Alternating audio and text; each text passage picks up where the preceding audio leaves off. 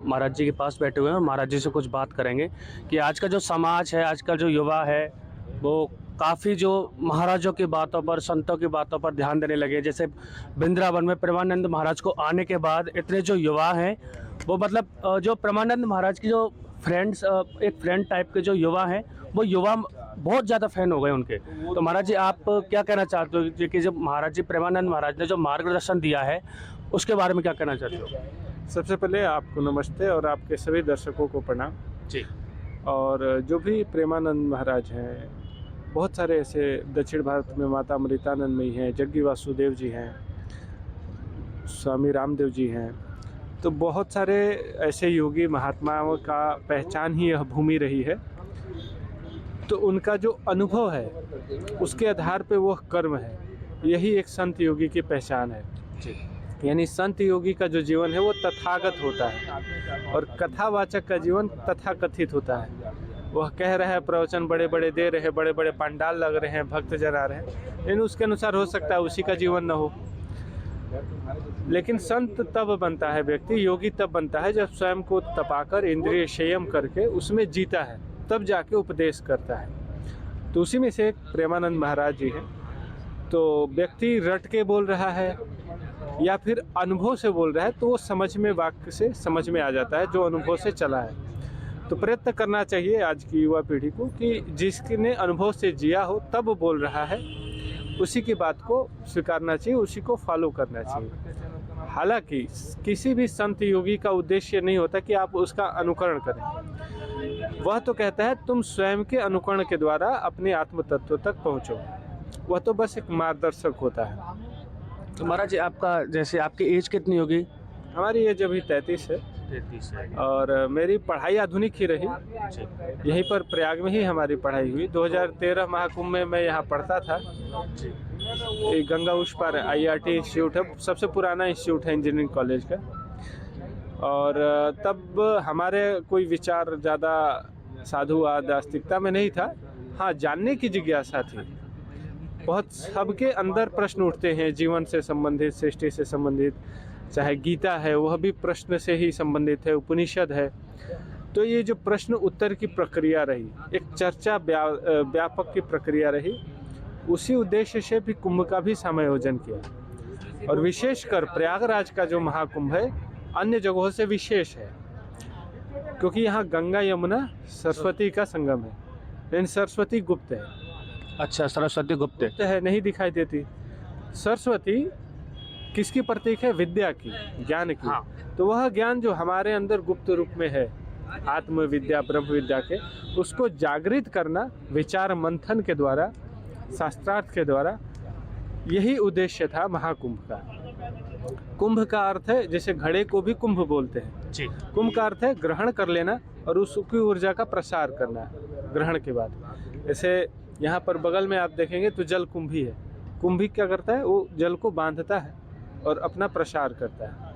योगिक मार्ग में हम कुंभक प्राणायाम करते हैं। कुंभक अर्थ उस प्राण शक्ति को ग्रहण करके उस शक्ति का सूक्ष्म रूप में नस नाड़ियों में विस्तार किया।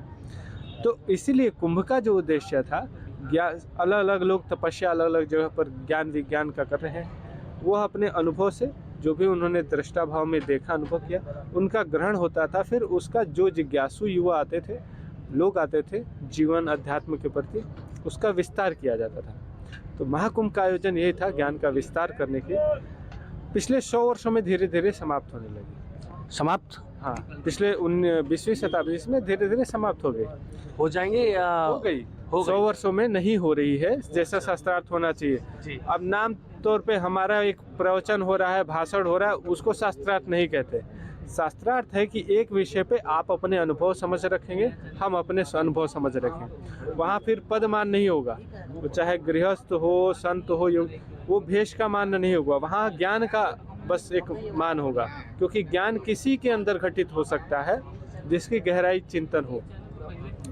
तो प्रयत्न है इस महाकुंभ में इस फिर से नव जो कार्य है उसको, प्रकल्प को विस्तार करने की।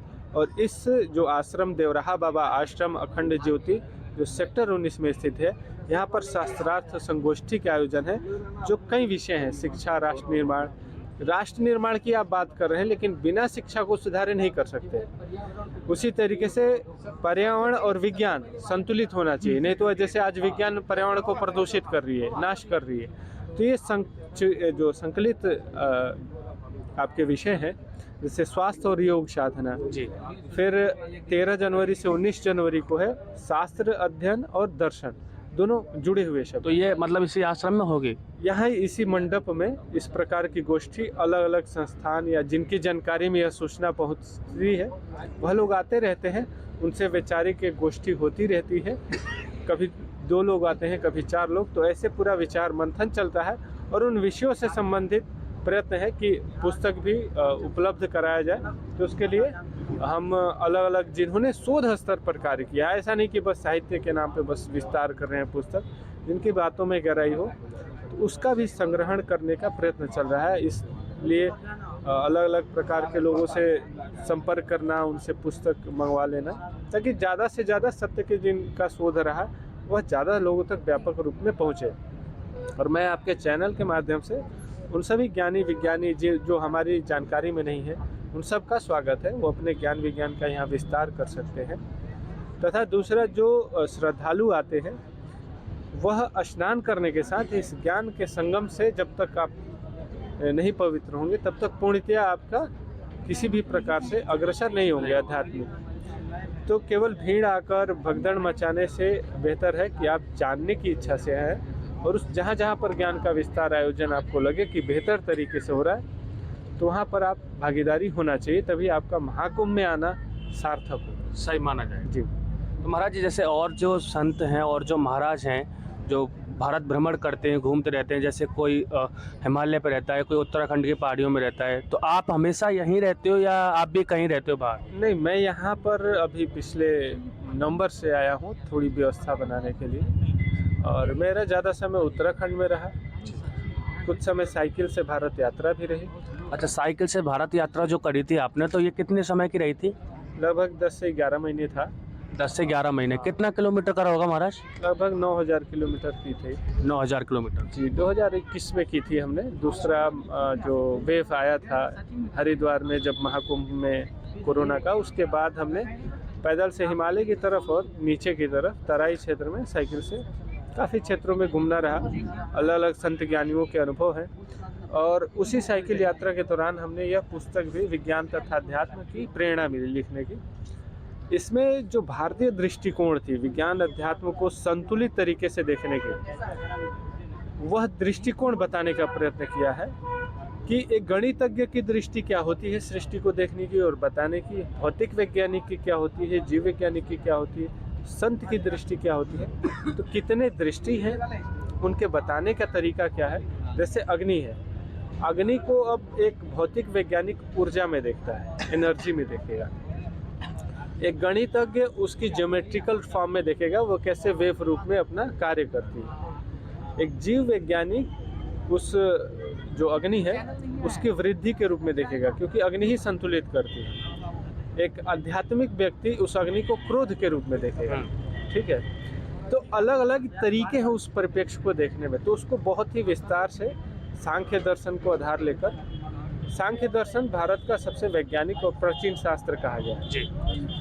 गीता में भी उल्लेख है और महाभारत में बहुत जगह उल्लेख है। पुनः यह भी जागृत है इस ग्रंथ के द्वारा कि सांख्य दर्शन को वैश्विक स्तर पर उसकी स्वीकारता बने, वह भी प्रयत्न है। और भारत शिक्षा बोर्ड में भी इस पुस्तक का जो विभाग के लोग हैं उनसे 1 महीना क्लास भी चला था। अच्छा, इस पुस्तक का, क्योंकि गवर्नमेंट ने खोला है IKS, इंडियन नॉलेज सिस्टम जी, लेकिन जो विभाग में है उन्होंने भारतीय ज्ञान का अध्ययन नहीं किया। वो तो आधुनिक पढ़े हैं, जो भी प्रोफेसर हैं, वो चाहे IIT के हों, यूनिवर्सिटी के हों। संयोग से हमारा दोनों में समय रहा, संयोग था, और माँ गंगा की कृपा से वह दोनों में एक सूक्ष्मता मिली जानकारी। तो वही प्रयत्न है उसकी संतुलित समझ देने की। जी महाराज। तो महाराज, आज से आपने ये किताब जो आपने खुद की लेखक है? यात्रा के दौरान ही यह पुस्तक का विचार आया था, और यह पुस्तक का विचार आया था श्रीनिवासन रामानुजम के एक वाक्य से। जी। उनका एक वाक्य था कि मेरे लिए किसी भी मैथमेटिकल इक्वेशन का कोई महत्व नहीं जो ईश्वर को न दर्शाए। तो वहाँ से समझ में आया कि गणित से भी ईश्वर को जान सकते हैं क्या। तो कैसे दृष्टि रही ऋषियों की, क्या क्या देखते थे, किस तरीके से, तो उसके एक शोध स्तर पे एक बहुत यूनिक चीज़ है, उसमें डिटेल में जाने में घंटों लग जाएंगे, लेकिन ऐसे कई सूक्ष्म और बेहतर जानकारियाँ मिल सकती है। बहुत सारे जो वैज्ञानिक अनुसंधान में पीएचडी करते हैं उनको बहुत सारे प्रश्न के उत्तर मिल सकते हैं। और यह दूसरी पुस्तक है धैर्य, जो योग साधना में रुचि रखते हैं। अच्छा। तो जो योग साधना में रुचि रखते हैं, लेकिन बहुत सारे अलग अलग संस्थाओं, योग संस्थाओं या अलग अलग लोगों की बातें से कंफ्यूज हो जाते हैं कि कौन सी मार्ग ठीक है। हाँ। अभी यूट्यूब पे भी बहुत सारे लोग के कोई कहता है ऐसे करना चाहिए योग की प्रक्रिया, कोई ऐसे। तो जब तक किसी चीज़ की मूल समझ नहीं आती तब तक आपके संदेह बने रहेंगे। और मेरे इस मार्ग में आने का मुख्य जो जानकारी है उसमें कन्फ्यूज़न, कोई ऐसा क्यों कह रहा है, कोई ऐसा क्यों कह रहा है। तो उस मार्ग पे अनुभव से जब व्यक्ति चलता है, उसकी समझ बनती है, तब समझ में आता है कि उनके कहने की विभिन्नता क्या है, उसमें समरूपता क्या है। तो एक सम्यक दृष्टि तभी आ पाती है। तो इस पुस्तक में जिनकी योग मार्ग में रुचि है, आध्यात्मिक रुचि है, तो उनके सभी प्रश्नों का समाधान हो सके, उस अनुसार ही इसका प्रारूप तैयार किया। तो चलिए दोस्तों, चलते हैं। महाराज जी ने बहुत अच्छा मार्गदर्शन दिया है और महाराज जी की किताब भी है कुछ, जैसे विज्ञान तथा अध्ययन, और एक धैर्य है जिसमें काफ़ी चीज़ लिखी हुई है। नंबर है तो पेज का नंबर भी ले लो, और अगर किसी भाई को चाहिए तो इस पर कॉल करके आराम से आप मंगा सकते हो। चलिए दोस्तों, चलते हैं। जय महाराज।